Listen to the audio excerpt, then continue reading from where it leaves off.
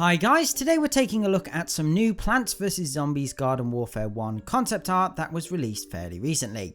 This never before seen artwork has been brought to us by Gordon Wang on ArtStation, an art director with over 20 years of experience and worked on the Garden Warfare games. Now we have actually seen some environment and map concept art being shared from this guy in the past, but more recently Wang shared over 90 different images of character concept art at various stages in the process. There are both plant and zombie characters included in here, some characters that never made it into the game and others that had some serious reworks. Now there is a lot of artwork to go through here and I will show you a variety during this video, but I thought it was sensible just to highlight some of the most interesting pieces. So first off, let's talk about cut content, characters that never quite made it into the game. We are actually aware of these characters, but it's nice to see some new models of them which look almost complete, to be honest. The one that I think has been mentioned the most is Gravedigger, a character that is actually playable through mods thanks to Gabriel Official TM. From what had been found in the files, basically it seemed like a lot of abilities Gravedigger had were very closely linked to scientists, like a scrapped healing gravestone ability for example. The PvZ wiki actually calls the character an earlier attempt at scientist. Whilst we didn't get to see this character fully in the shooter games, we did of course get a couple of Easter eggs and eventually we got a working Gravedigger in the original version of Plants vs Zombies 3. Another interesting fact is that Baron von Bats is referred to as Gravedigger in the files, as an attempt was also made to turn Gravedigger into a boss, but devs preferred the idea of von Bats in the end. The second cut character featured in this new concept art is again a zombie you will possibly recognise, SWAT Zombie.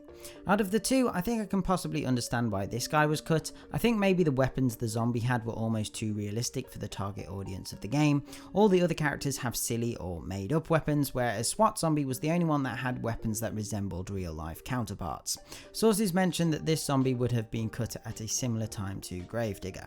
The final thing on SWAT Zombie is that it looks like it may have been able to summon SWAT imps, or these might have just been another option if SWAT Zombie was an imp, who knows. Next, we'll talk about some characters that had some pretty significant changes between concept art and final renders. The most notable of which is Laserbeam. Let's just say I'm very glad they made some alterations before the final game was released. I think compared to the other plants, Laserbeam's original design didn't quite match up with the rest of the potted plants. Interestingly though, this beta version of Laserbeam can be seen in one of the trailers, and this was actually before Laserbeam had been released in Plants vs Zombies 2. The other character change is less significant, but it was definitely the right decision. You can see here that Pea Shooter had a design where the eyes were a lot creepier in my opinion. The fully filled in eyes really do lose Pea Shooter's friendliness and make it feel more insecty, which is definitely a word.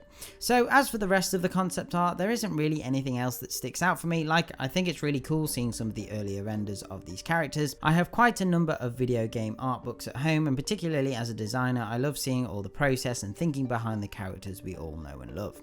I think it's easy to forget how much time, thinking and ideas go into these characters, and considering how many characters the shooter games include, they did a pretty epic job. The screenshots you are seeing on screen now consist of characters that did make it into the game, some early versions of boss zombies, and lots of the AI browncoats, bots and potted plants.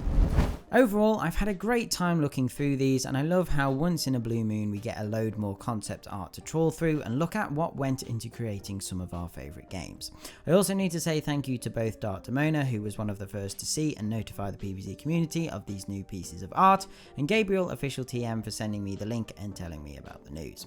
If you want to take a look at this artwork yourself, all links are in the description below. Anyway guys, that's about it for today's video. Let me know what you think of this in the comments below, but other than that, don't forget to hit those like and subscribe buttons, turn on notifications, and if you want to support the channel further, check out my Patreon page by clicking on screen now or through the link in the description. Okay, thanks guys, bye.